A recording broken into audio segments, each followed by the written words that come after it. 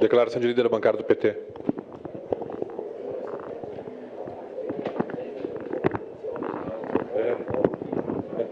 Senhor presidente, colegas vereadores, senhores e senhoras que nos assistem nesse momento e pela TV Câmara, educadores, estimados conselheiros tutelares. E a estes, devo dizer que podem contar com essa Câmara conosco nas suas aspirações, serão sempre muito bem-vindos entre nós e entendemos a situação e vamos ajudar naquilo que for de nossa atribuição. Eu gostaria de falar hoje um pouco...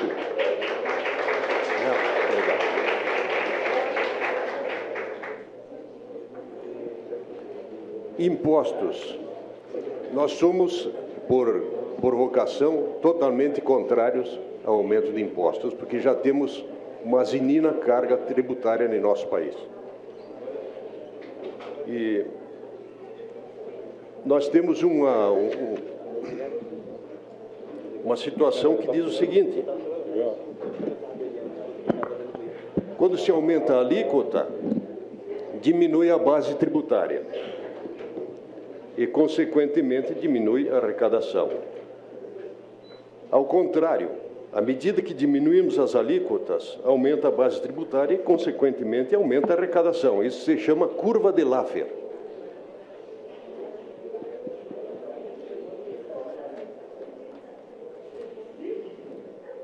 Baixar impostos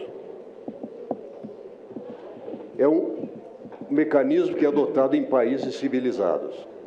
Qualquer crise que acontece, a primeira coisa que se faz é baixar impostos. Pelo argumento de que não se renuncia, vereador Chico, que o senhor é contabilista, não se renuncia ao que não existe.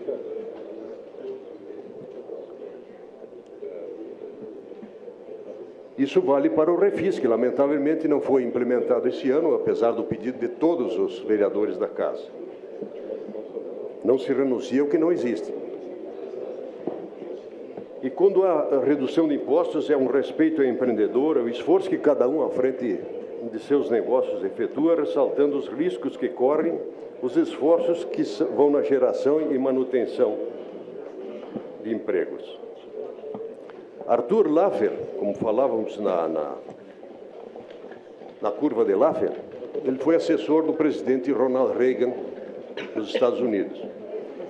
E abrindo um pequeno parênteses, em certa feita o presidente Ronald Reagan foi questionado pela imprensa internacional qual era a política industrial dos Estados Unidos.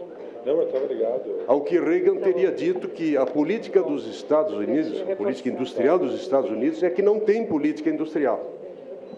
Isso nos induz a pensar que nós temos que interferir o mínimo possível na economia. É aquela história que alguns defendem o Estado máximo, outros defendem o Estado mínimo.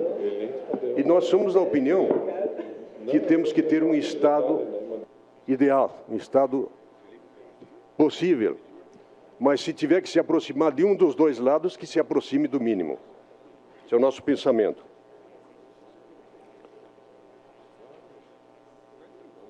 Agora, ontem, falando em medidas mais específicas do nosso país, ontem baixou pela 12ª vez consecutiva o juro. O Copom, o Comitê de Política Monetária, baixou o juro, a taxa de Selic, que é o Serviço Especial de Liquidação e Custódia, baixando para 7%, que é o menor da história desde que há essa medida, desde 1999. No começo desse ano, 12/1 de 2017, nós tínhamos 13% de juro. Agora está 7%. E a inflação, vereador Périco, a inflação está próxima de 3%. Então, o momento é favorável para algum investimento. Claro que o empreendedor sempre tem medo nesse país, porque as coisas mudam com a rapidez do relâmpago, não é? Mas, enfim, nós estamos buscando lentamente um pouco de estabilidade, independente de governos, independente de posições partidárias e convicções. A cultura da poupança no Brasil não existe. Nós temos no Brasil 613 mil poupadores, né? E nos Estados Unidos são 150 milhões, ou seja, metade da população aplica na Bolsa de Valores.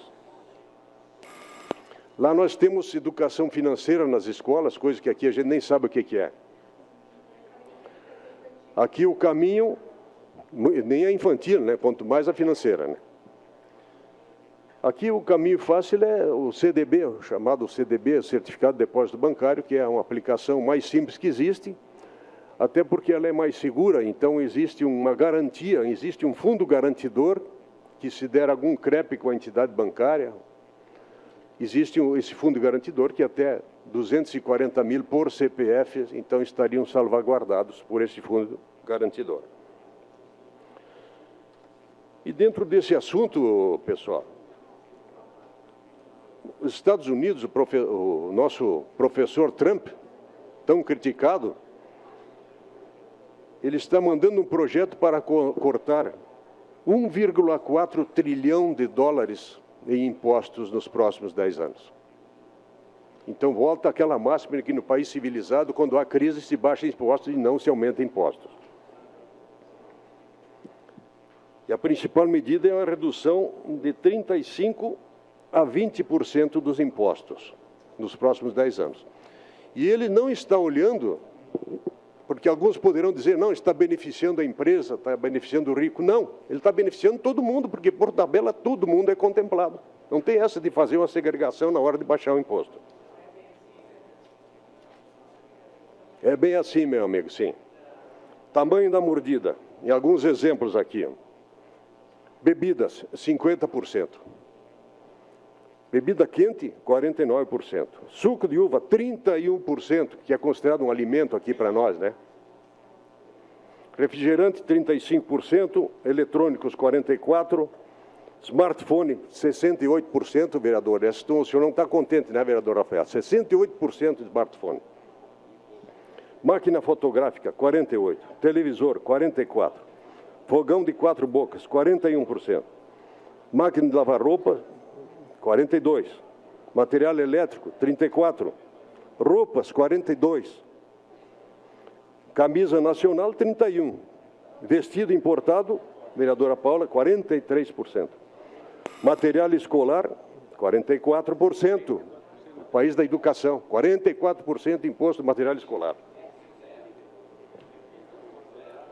Instrumentos musicais, a arte, a cultura, 39%.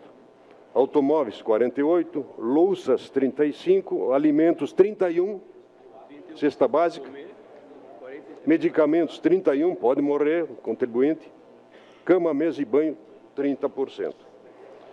Então, lamentavelmente, a nossa cultura é, em vez de adotar medidas efetivas, é aumentar impostos. E assim sendo, nós temos que rezar para que entrem dirigentes esclarecidos, que pensem um pouco diferente, que pensem um pouco no povo, ao invés de pensar nas próximas eleições. Esse é o meu pronunciamento hoje, senhor presidente. Muito obrigado.